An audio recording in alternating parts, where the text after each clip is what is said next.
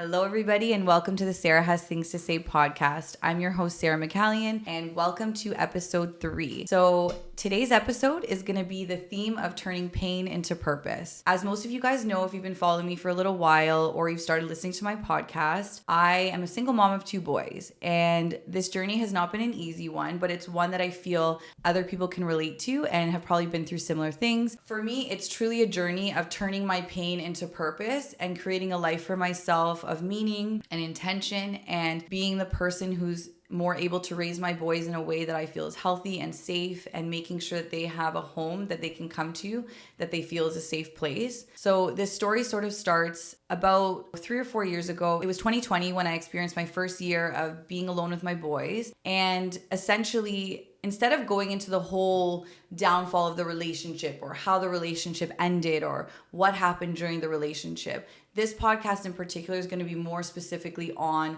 what happened after the relationship ended, how I managed to get through this time when I was used to having a partner in the home with me, and what I did exactly to overcome this significant loss in my life. The main theme of it could possibly be grief. I experienced a lot of grief during this time, but essentially I just want to bring this story here because I know since talking a little bit on my Instagram about being a single mom, I've had so many women come forward and just be like, Sarah, thank you so much for talking about this. Sarah, I can see that you're trying really hard to do well in your life, even though you've become a single mom. Sarah, what can I do? How can I learn from you? What can you teach me about being a single mom, and how can I get better in my life? And so I realized that this topic has a place and it has a purpose in my life for sure. So today's going to start a little bit. I'm going to bring you guys back to the time when my partner and I first separated. So my children's father. So together, him and I had 2 boys. Right now, they're ages 6 and 4. But when we separated, they were just 3 and 1. So my youngest son was like nearly 1 year old. He was very young.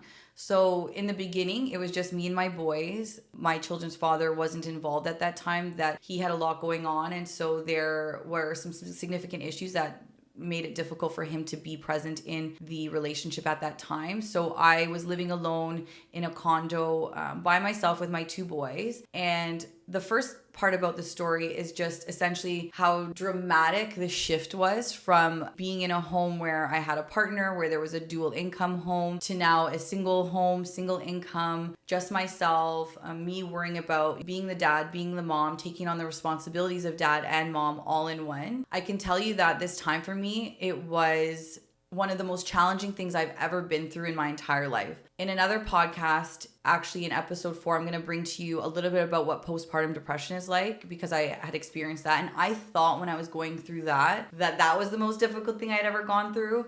But then when we separated and I started becoming a parent on my own, I had no idea what was to come. I'm going to give you a little bit of insight into what my life looked like. So at the time when we separated, I was back to work. I was nursing in a youth justice facility. So it's a facility where youth go where they have mental health issues, but have also been in trouble with the law. So very stressful environment. Like I talked about before, it's mental health and primarily in the youth sector. So super stressful, super intense work that requires a lot of attention. So I was working there at the time. And it was the first time that I ever had to put my children into daycare and babysitting and things like that. So when I went back to work, I had my ex and we had a situation sort of set up where when I was at work, he was watching the kids. When he was at work, I was watching the kids. We both worked shift work, so it worked for us. But when I became a single mom, it was then just me and I had to work. So I was in a position where I needed my income more than ever. So I had to get my children into daycare immediately. That was a process because it's, as many of you know, finding the right daycare for your children, trusting people, and letting people take care of your kids is incredibly challenging. So for me, I found that to be really hard, picking people. So basically, when I first started going back to work after we separated, I would drop my kids off to their babysitter, who was lovely, like this amazing woman that I found in the area to watch them in her home. I would cry. The second I dropped them off, I would drive to work. I was hysterical. I would cry hysterically for the 20-minute drive to work, and then get to work, put my makeup on, get in the bathroom, get myself together, and then just start my shift. And my work distracted me from so much of that pain that I was experiencing at that time. So every day for about 6 months, it was the same routine. It was waking up at almost 5 a.m., getting my kids to daycare for just before 7 a.m. because my shift started at 7. So my kids were up early, I was up early, and then dropping them off, experiencing my emotional roller coaster of just getting to work, and leaving them was extremely hard. I was used to caring for them. I was used to my ex caring for them. So I just didn't think anybody else could do the same job that I was doing. And I know for other mothers and fathers out there, you know that you just believe that you're the only one who can care for your kids in that way. You just don't feel like anyone's going to do the same job. I did learn through this experience that other people can take care of our kids pretty well. And that made me feel a lot of comfort in knowing that I found people that I could call upon to watch my children. A lot of people even judged me, like parents, grandparents, other people in my life for like, oh, you're going to bring your kid to a daycare? Of course, like we have to. Like at this day and age, we know that most moms are working, most dads are working. And so unfortunately, kids are a lot of the time in daycare. So I did get a lot of judgment, a lot of heat, but there was no other choice. And I think when I talk about turning my pain into purpose, I talk specifically about the fact that I didn't have a choice. Like I needed to work, I needed to make money for my kids, and my kids needed me as well. So I needed to find a situation that was going to work for me and my kids so that they could still see me. Being a present mom is super important to me,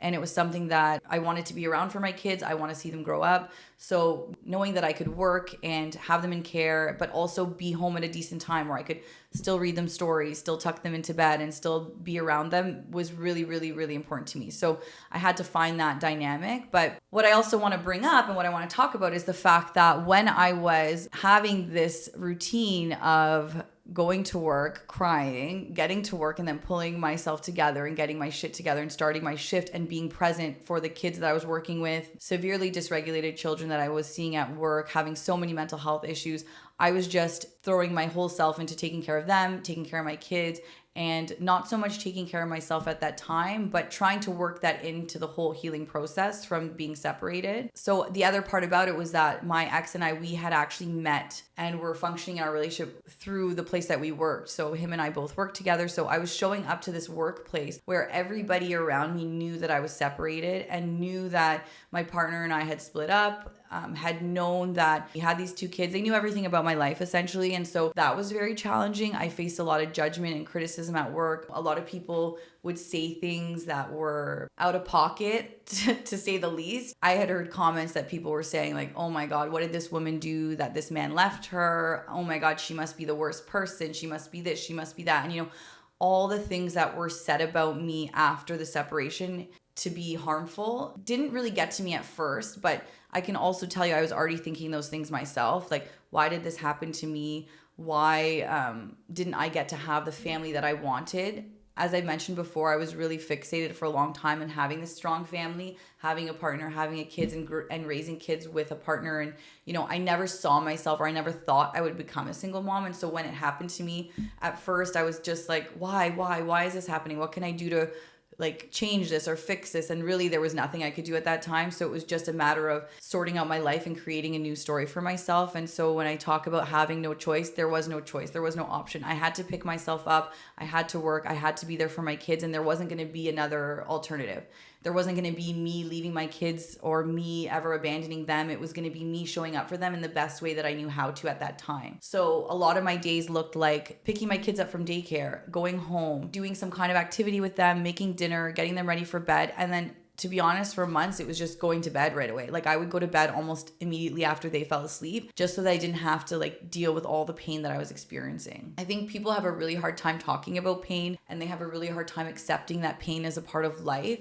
And we often experience our pain in silence and in quiet and in private because we don't want other people to know what our challenges are or what we're struggling with. And for me, that was completely accurate. I would maybe on the outside go to work and act like I was fine and act like I was managing everything well, and then go home, be as present as I could with my kids, be as positive, as loving, as caring as I could be with my kids, and then put them to sleep and then go to bed because I was done. I couldn't even handle looking at myself in the mirror, or I couldn't even handle trying to process the pain that I was going through. And so bringing this to the podcast, it's I want to normalize this experience. And obviously for many years in our society, people get divorced, people separate. This is a reality. And for me, it was a reality that I was super ashamed of. I had felt that I had failed as a mom. I had failed as a partner. I had failed as a parent because I wasn't making my relationship work. I wasn't able to make my relationship work.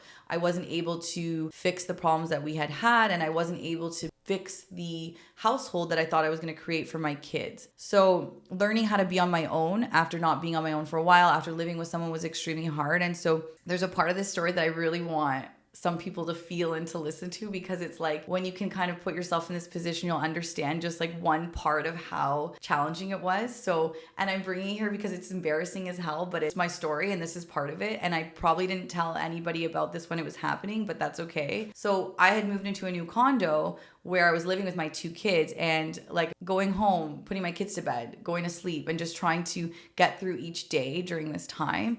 And one night I woke up in my condo, and I go to the fridge to get a glass of water. And all of a sudden I see like a little bug scurry across the counter. And I was like, oh, fuck, what the hell is that? Like, what is this bug? What is this thing? So I learned over the course of the next couple of weeks that my apartment, my building was infested with cockroaches. And for a lot of people who have experienced this before, you know, it's just awful. It's embarrassing. It's like, oh shit, like what did I do? Is this my fault? And no, of course it wasn't my fault. It was a building thing, but I had to experience it. If anyone knows me well, they know I hate bugs. I hate spiders. I hate being around these things. And so I was now the man of my household, where I used to live in a situation where, you know, if I heard a noise, I would say to my partner, can you go check what that noise is? Who's at the door? Like, save me, protect me. Where now I'm the protector of my children. So I'm like, shit, I have to figure out this issue. I have to figure out who I'm going to call to get rid of these pests. I'm going to have to figure out how to fix this thing. And I just realized the weight of what it was like of when we depend on a man, or we depend on somebody in our home to take care of parts of the house or take care of parts of things, and then doing it on my own. I was like, this is horrible. I hate this. I hate knowing that I have to pick up my work pants and all of a sudden be this person that has to tackle all these cockroach issues. And so that lasted for about 3 or 4 months. I can tell you that my experience with this, like, it kept me awake at night. For all those nights I slept peacefully, this kept me awake in my situation. I would wake up at like 1 or 2 in the morning. I would go into the kitchen. I would see a bunch of them scurrying around. I would try to kill them.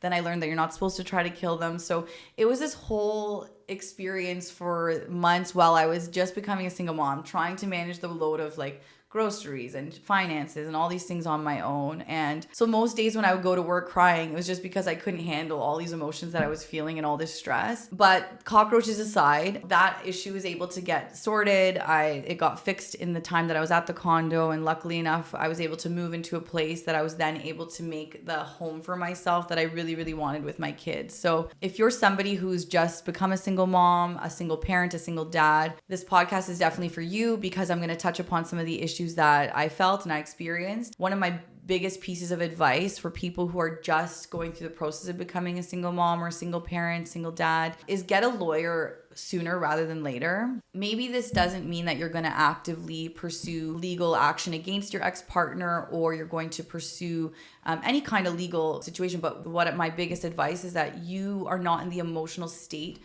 to make these big decisions on what's going to happen with your kids. And so a lawyer is the person that needs to be able to do that for you. And I was very scared to get a lawyer. I thought that if I got a lawyer, it meant that I was going to persecute my ex, and that's not what I wanted at all. But I was able to get a lawyer to help me make these decisions that my parents couldn't give me information or guidance on, that my friends couldn't give me guidance on. And getting the lawyer to help me navigate some of these really big decisions on what would happen with my kids was paramount. It can be very costly. If you ever need resources on how to get legal aid, or trying to get low cost lawyers, or you just want advice on getting a really good lawyer, reach out to me. I would love to share my resources with you, because even if you don't pursue any action, getting separation agreements, getting childcare arrangement and custody agreements, it ends up being absolutely paramount to your children's safety. You never know what could happen along the road. Maybe things are all cordial in the beginning and everyone's saying they're going to pick up the kids at this time on this day, things like that. But sometimes things don't go the way that you expect. And if you don't have that legal guidance in place, it can be very tricky to try to get it later when things have already happened, or you've left your kids with their dad or mom and the mom's not giving the kids back, which I can see is a common situation that happens all the time. So getting a lawyer, getting someone to talk to that can help you process what's going on. So for me, I was dealing with these freaking cockroaches and all this nonsense. And so I was like, this lawyer was like, no, this is what you have to do. You have to do A, B, C. And this is what she does every single day. So for me, I had no idea what to do. I had no idea how to make those choices. And so then when she was able to help me, guide me through those decisions, I was able to create a plan for how the next couple years might look, how it might look with my kids, with my children's dad, with how I might parent. And for me, I was the kind of mom that I didn't have animosity towards him. I wanted him to be involved in my kids' life. I wanted him to have as equal presence as I had with them. So I wasn't somebody who was fighting him or fighting against him having access to them. I gave him full access to the kids. So in that situation, it made me realize that there are a lot of people out there who are working very, very, very hard to make it difficult for the other parent. If you are somebody out there who is just trying to protect your kids in a safe manner from abuse, drugs, things like that, I'm with you. I get that. That's a whole different conversation that we can have on another day. So that's not what I'm talking about here. I'm talking about when you have two parents who are healthy and actively wanting to be involved with the kids, and people are just showing up to try to make it more difficult. Your kids need both of you, even if it's not in the same home. So kind of being mindful with yourself and checking with yourself, like, am I making it more difficult for my ex or my kid's dad or mom to see my kids? If I am, what do I need to do to process my emotions so that I can make it better for the kids? Because ultimately, at the end of the day, if you became a parent, your number one priority should be the health and safety of your children. If it's not, I mean, that's another conversation. Again, we need to check ourselves. We need to figure out why that's not the priority. But for me, the priority was creating a home that was safe, loving, and creating a home where my kids were safe and they were cared for and they were not at danger or at risk of anything. So number one piece of advice is like, start talking to a lawyer, start getting some legal aid in place, just having someone that can guide you along that road. The next thing is, for me, I didn't take any time off work at that time because work actually was a distractor for me. So it helped me to not really deal with the problems right away, but avoid a lot of the really challenging emotions that I felt. And so on one hand, that wasn't great. It wasn't maybe ideal, but I think if I had taken time off work, I don't know what kind of depression spiral I might have gotten myself into. So it actually helped me still maintain my purpose. So I was a helper. I worked in a helping profession. And so being able to still do that and be good at it, because I know that I was good at it and I know that I had something to offer the kids that I was working with.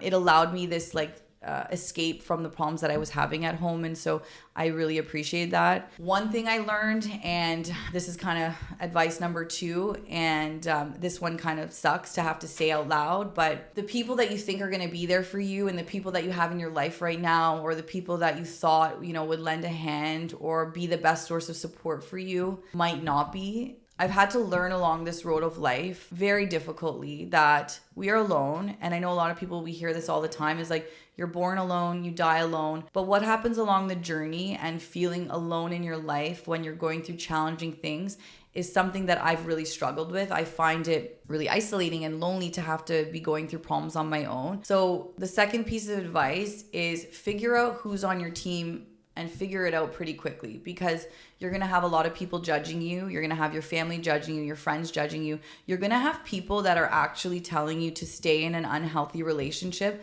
for the sake of your children. You're going to have people telling you to leave and make it difficult for the ex-partner, to try and ruin their life. And these things are not peaceful. They're actually self-seeking and self-serving. And again, it focuses more on the ego. It's not about what your kids need and what's best for your kids. And so find out who you have on your team. And even if it's just one person that you can confide in and one person that will show up for you along that journey, find them. And I really hope that they stick around, because for me, I spent a lot of time alone. I had thought that maybe certain people in my life would show up for me in a different way, but didn't. What I learned and what I've accepted is that everybody is going through significant battles that we know nothing about. So I couldn't expect my family and friends to fully be there for me because they had their own kids. They had their own things to worry about. So finding at least one person, if it's not a friend and if it's not a family and it's a professional like a therapist, that is okay. What we know is that when a relationship ends, it took 2 people to start the relationship. It takes 2 people to end it. So there's faults in every area. There's faults in every decision that was made. And so for me, instead of taking on all the guilt and all the blame for maybe why things didn't work, I had to go to therapy. I had to talk to somebody and be like, how do I accept that this is what's happened to me? And how do I move forward in my life knowing that it's just going to be me and my kids when I imagined a life that was so different? Advice number 3, since I'll just go in order, is don't forget to care about yourself and don't forget to find a place in your life where you matter and where you have your needs being met, either on your own or in a group or whatever the setting might be. So for me, the biggest part about the journey that made it a little bit easier was going to therapy and then finding things that allowed me to still feel like my life was meaningful as an individual. I'll give you another example of something that really popped up for me when I became a single mom, is that those quick runs to the grocery store when you have a partner. So parents, you'll understand what I'm saying. So if you've just had dinner with your partner and you've put your kids to sleep, and one of you is like, oh, I just want to run to Shoppers, I just want to run to Walmart, and you leave the house and you get that escape. That is super therapeutic. Like for me, if I could run to Walmart at 9 p.m. on a Wednesday and just walk around a little bit after having dealt with my kids all day, knowing that my kids are at home with my partner and they're safe, it was like, oh, I can just walk around here for a little bit, walk around the mall, do whatever I have to do, and just debrief with myself, be alone and get some sort of sanity, or go to the gym, go to yoga class, do something like that.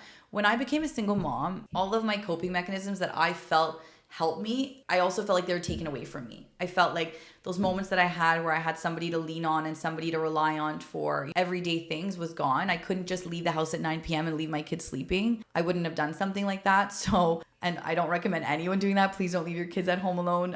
It's not safe. But no, I'm just kidding. All jokes aside, is that I lost some things that I would really like to do that helped me cope. Going to the gym, going for a run. I was the kind of person that I would just leave the house early in the morning, leave my kids sleeping with my partner, and go for a little jog around the community. I couldn't do that anymore. So a lot of these coping strategies that I had in place were gone. So I had to find time to do therapy, find time to go to the gym, find time to do things, all while inner working, having these kids that I had to take care of solely. So funny enough, I would often do my therapy sessions on my lunch break at work in my car. And my therapist at first would laugh a little bit because she was like, are you in your car? Are you doing therapy? Luckily, yeah, this was COVID time and everything became virtual. So I was able to do these virtual therapy sessions in my car. But I was just sitting there being like, oh man, why do I have to do this? Why is my life like this right now, that this is my reality? But you know what? My reality became something I became proud of. I was like, over time, after dealing with certain struggles and different challenges through the single mom era, when it first became real, I was like, oh man, I've overcome a lot in the last 3 months. I've had to deal with a lot of shit on my own, and I'm actually doing it. I'm actually okay. I'm actually smiling some days. I'm actually having fun with my kids still. I'm actually going out and meeting people and, starting this new life for myself where I never imagined I had to be in this situation. So finding a way to get your needs met outside of your kids is going to be paramount. So going for therapy on your lunch break once a week, maybe going for a walk on your lunch break a couple times a week, depending on your schedule, depending on what you're doing. Finding places where you can just feel peace. The big part of why I'm starting a podcast is because when I became a single mom and I had so much time at home by myself in the evenings when my kids would go to bed, I would just listen to podcasts. And I found a lot of podcasts that were related to being a single mom or were related to depression or anxiety. And I felt like, oh, I actually can relate to this. It makes me feel better. So me hoping that this story of mine can help, shed some light on what it was like to become a single mom and make you feel again less alone. That's my goal here. So I want to talk a little bit about where I started to realize that my journey needed to become more purposeful. And that was primarily because as I started to get my grounding as a single mom, as I started to be able to, pick my kids up every day from daycare, go to work, maintain some level of relationship with friends and family, I started to realize that, okay, there's strength in this, and there's strength in learning that you can overcome something that you never even thought you would have had to deal with. I know when people overcome something that was challenging, they often question how they did it. And for me, I question that all the time. I get asked all the time, I don't know how you're managing or juggling. And I don't either. But what I'm telling you is that there is strength in just kind of leaning into what's happening in your life right now. I said this before and I'll say it again. Your challenges are not meant to work against you. They are meant to teach you something every single time. I had a lot to learn about relationships when I left that relationship, and I had a lot to learn about myself. As you would have learned in episode 2, I was going through a lot prior to having my kids. So then when I had my kids and trying to navigate this new version of myself and navigate parenting and becoming a new mom, those things really took a big toll on me, and it obviously took a huge toll on my relationship. So all of these advices that I have as a single mom, I actually also recommend people in relationships, monogamous relationships, non-monogamous relationships, whatever your relationship is. These are all things you can implement. Making sure that you have things that you do on your own that fuel your own joy, fuel your own sense of mastery in your life. Those are huge. So if you followed me for a little while, you know that I've gone through significant career changes over the last little while. And so mainly right now, my priority in my career is real estate and photography. I was a nurse for 11 and a half, almost 12 years. So leaving nursing and navigating new career direction was all part of this process. So all of these changes happened while I was also navigating becoming a single mom and learning how to be a mom alone. The biggest thing that helped me and allowed me to gain peace with my situation was starting my photography business. I had started to learn photography while I was on my first mat leave with my first son back in 2017. And I didn't fully go into my business until 2020 when I had separated, because I was like, I need something right now that's not nursing, not mental health, not my kids, not myself. I needed something that I could do that would spark this creative life that I have. I'm very creative. I always did things that were like artistic, painting, drawing, things like that. So I needed this outlet, and I found that in photography. I started my business and it actually started going really well. People started booking me, and I was shocked. When I got my first couple clients, I was like, oh, people want to work with me. People are interested in like what I have to offer. And so I'm not the best photographer. Oh my God, I would never even say that for a second. But what I do with purpose and with love. And I have such a good time when I meet up with clients, and I have room for growth. I have made mistakes. I could tell you about those on another podcast because there's plenty. But what I've learned is that when you do something with love and with intention, and when you do it for the right reasons, so much growth and so much good can come from it. While I was struggling so significantly, I would go to a session where I was literally seeing a family, a husband, a wife, and their kids, taking photos of them, where maybe a lot of people would be like, doesn't that trigger you? Like, aren't you upset since you're just going through a separation? I was like, no, it actually brings me so much hope. When people would message me being like, how are you doing like family shoots? How are you doing newborn shoots when you've just gone through the separation? I was like, you know what? I thought that this would make me sad at first. You know what? I didn't even think it would make me sad. I didn't even know what I would think from it. I actually just wanted to do photography so bad, and I just wanted people to want to work with me so bad that I didn't even think if it would make me sad at all. And so then when people started asking me like, aren't you triggered since you've just been separated? I was like, no, I only see an hour or two of a couple or a relationship. But you can really see when people love each other, and you can really see where there's joy and excitement with the kids. And it made me feel optimistic that even though my relationship didn't work, there's hope that maybe in the future there will be somebody else out there for me, or when I'm ready, there might be somebody else who might be able to relate to me better, or might be able to build a family with me in some way, if that's still what I want. When I first got separated, I didn't know what I wanted. I didn't even know what I was doing at all. So I took a lot of things day by day, hour by hour. I didn't make a lot of future plans. I didn't make a lot of next month plans because I didn't know what my life could look like in a few weeks. At that point, I was just trying to deal with these cockroaches and move to another place that felt more safe. Creating a sanctuary for your kids. So I think I'm at like point number 4, but creating a peaceful and safe sanctuary for your kids where you go home at night and you know that your kids are loved, you know that they're happy, and you know that they're being nourished by you and you alone. So once you kind of can find something, I'm not saying go find a creative outlet. I'm not saying go start a photography business. I'm not saying do anything different with your career. But what I am saying is find something in this journey where you know it's just for yourself. The photography was just for me, and it allowed me an opportunity to do something that I had never done before. It allowed me to turn my pain into purpose.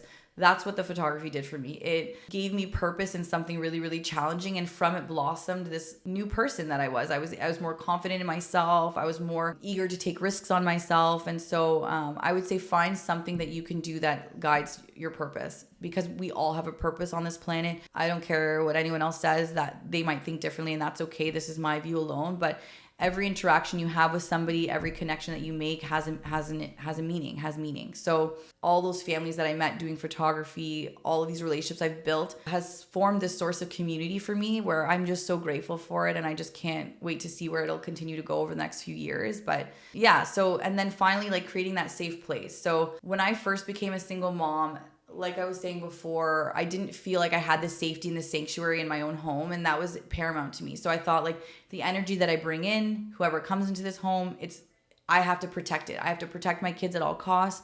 And there were a lot of things I didn't feel like I could do on my own. I didn't think I could travel on my own with my kids. I didn't think I could take an overnight trip with my kids.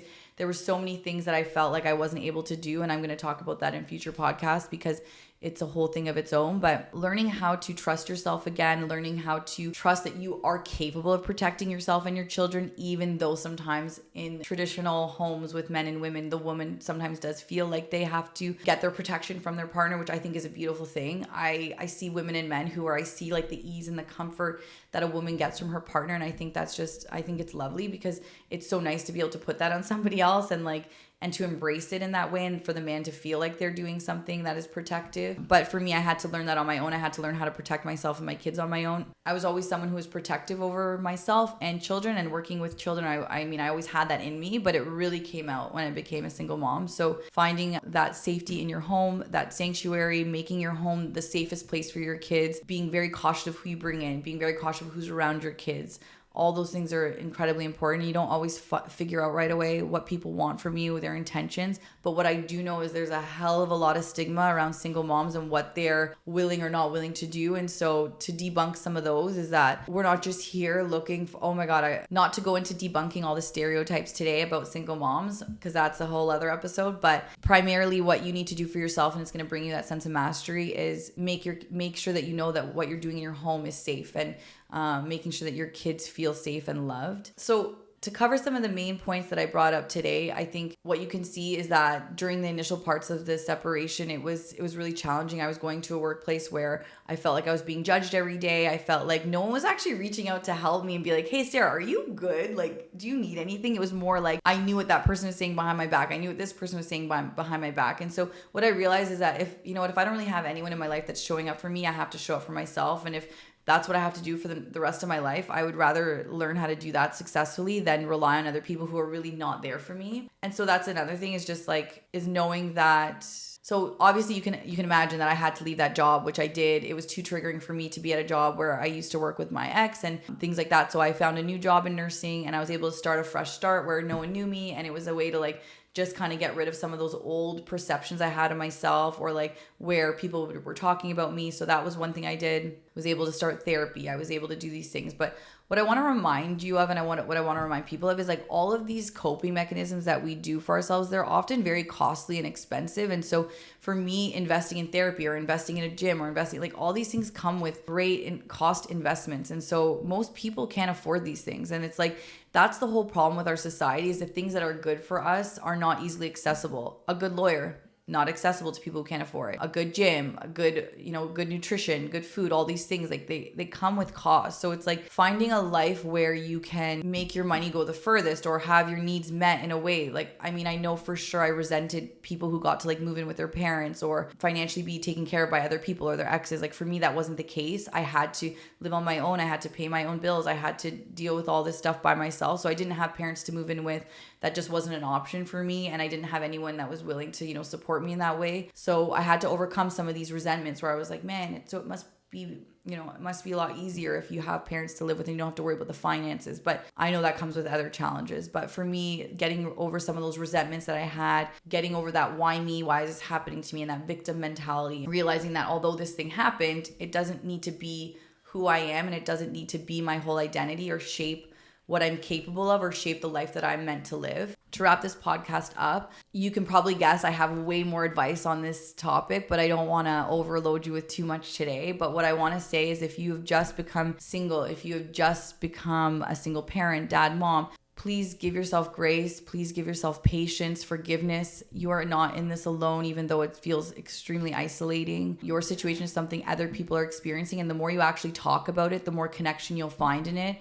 It amazes me and it strengthens me, the women that have come forward in my life who have also experienced similar things, and that we kind of just like bind together and are like, you know what, we're not here to like bash each other or bash our other people's situations or bash our exes. It's more like, how can we build each other up and how can we show up for each other and be there for each other, knowing that we've been through some shitty ass shit. So talking about your situation with the people that it feels safe with, finding connection in what you've been through, and knowing that life is so ever changing, and maybe you're living on this path that you're on right now and you think it's going to be like this forever. Obviously, we have to be humble in knowing that our lives can change at any moment. And so for me, it did. It was a slap in the face to realize that this life you thought you were going to be living, it's not the same anymore. And that doesn't mean your life is over. If I could teach anybody anything, it's that you have so much strength inside of you that you don't even know is there until you have no other option but to utilize it. And being there for my kids and seeing how they're now growing is really comforting, and knowing that like, they are kind kids and they are, sweet, and they're doing the things that like I would hope that they'd be able to do at this age, and